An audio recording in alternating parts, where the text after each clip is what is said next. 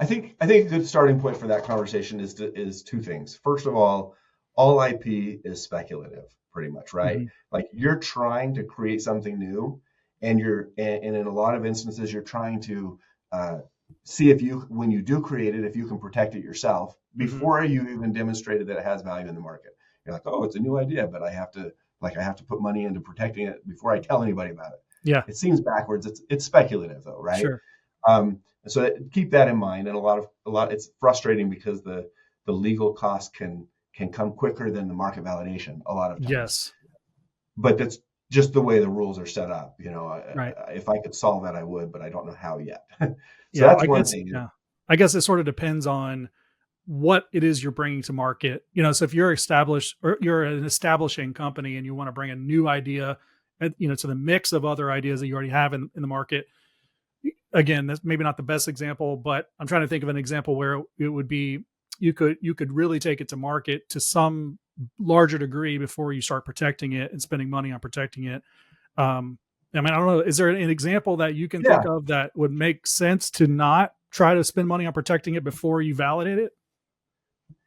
Yes. There are a lot of examples, and maybe it's spending smaller amounts of money up front before you commit bigger amounts of money, right? Because Yeah, it is speculative. yeah. And so in the trademark world, for example, let's say you and I were starting a new company and we wanted to, I don't know, we found something in China and we wanted to go buy it and put it out on e-commerce, build an Hmm. e-commerce company out of that.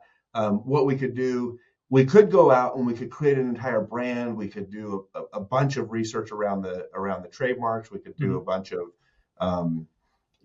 file for our own protection, and we could put tens of thousands of dollars into the legal side before we Hmm. even do any selling.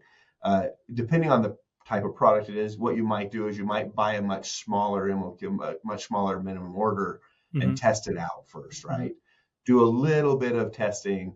Say, hey, if we buy 1,000 units of this instead of putting $500,000 into inventory, Hmm. let's just buy a little bit, put it out there. Let's throw our Hmm. branding on it, see if it works, right? Hmm. At that point, you know, because with branding, the real risk is that you go out there and somebody says, "Oh, you're infringing my brand." Hmm. And so you want to test that at a really small level. And if you test that with 1,000 units or 100 units or whatever that number is, then you can see more quickly if first of all the branding that you chose Yeah. is working for the product that you're trying to sell. Right. Then you say, okay, maybe it's working enough. We buy a little bit more. We start making more revenue, and then we allocate some of the money we're actually making instead of the money we had in the bank account. We allocate some of that to go out and really fine tune that brand, right? Yeah. So that's maybe staging on the branding side.